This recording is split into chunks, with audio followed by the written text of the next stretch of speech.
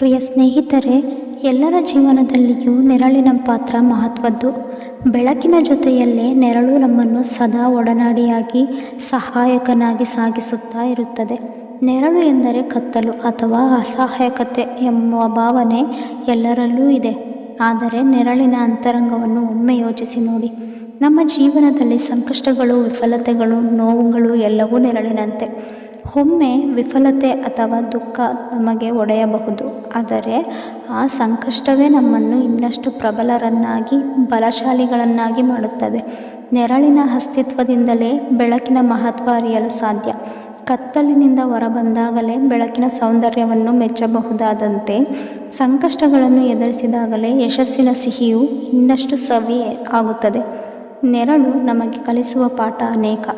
ಅದು ತಾತ್ಕಾಲಿಕವಾದುದು, ನಮ್ಮನ್ನು ಹೊಸ ಬೆಳಕಿನತ್ತ ಒಯ್ಯುವ ಬಲಶಾಲಿ ಪಾತ್ರವಾಹನವಾಗಿದೆ. ನಾವು ಜೀವನದಲ್ಲಿ ಯಾವುದೇ ಸಮಸ್ಯೆಗಳನ್ನು ಎದುರಿಸಿದಾಗ ನೆರಳಿನಂತೆ ಅವು ನಮ್ಮನ್ನು ತಾತ್ಕಾಲಿಕವಾಗಿ ಆವರಿಸಿಬಿಡುತ್ತವೆ. ಆದರೆ ನಾವು ಆ ಸಮಸ್ಯೆಗಳ ಜೊತೆಗೆ ಹೋರಾಡಿ ನಮ್ಮ ದಿಟ್ಟ ಮನೋಭಾವದಿಂದ ಮುಂದಿನ ಬೆಳಕನ್ನು ಕಾಣಬೇಕು. ಬೆಳಕು ಮತ್ತು ನೆರಳು ಸಹಜತೆಯ ಭಾಗಗಳು.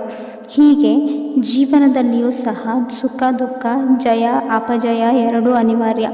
ಆದರೆ ಈ ನೆರಳಿನ ಪಾಠಗಳ ಮೂಲಕ ನಾವು ನಮ್ಮ ಬಾಳನ್ನು ಇನ್ನಷ್ಟು ಗಾಢವಾಗಿಸಿ ಬಲಿಷ್ಠವಾಗಿಸಬಹುದು. ಸ್ಮರಿಸೋಣ, ನೆರಳಿನ ನಡುವೆ ತಾನೇ ಬೆಳಕಿನ ಬೀಜ ಬಿತ್ತುಕೊಳ್ಳುತ್ತದೆ. ಅಂದರೆ ಸಂಕಷ್ಟಗಳ ಮಧ್ಯದಲ್ಲಿಯೇ ಅಸಾಧ್ಯವು ಸಾಧ್ಯವಾಗುವ ಮಾರ್ಗವನ್ನು ಸೃಷ್ಟಿಸಬಹುದು.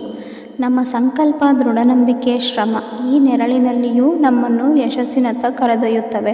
ಹಾಗಾದರೆ ಒಂದು ಸಹಜ ವಿಚಾರ, ನಾವು ಬದುಕಿನಲ್ಲಿ ಯಾವುದೇ ನೆರಳನ್ನು ಎದುರಿಸಬೇಕಾದರೂ ಅದನ್ನು ತಾತ್ಕಾಲಿಕ ತೊಡಕಿನಂತೆ ನೋಡಿ, ನಮ್ಮ ಶಕ್ತಿ, ಸಮರ್ಥತೆ, ಧೈರ್ಯವನ್ನು ತುಂಬಿಕೊಂಡು ಅದನ್ನು ನಿಭಾಯಿಸಬೇಕು. ನೆನಪಿಡಿ, ನೆರಳು ನಮ್ಮನ್ನು ತಲುಪಿಸುವುದು ಬೆಳಕಿನತ್ತ, ಯಶಸ್ಸಿನತ್ತ.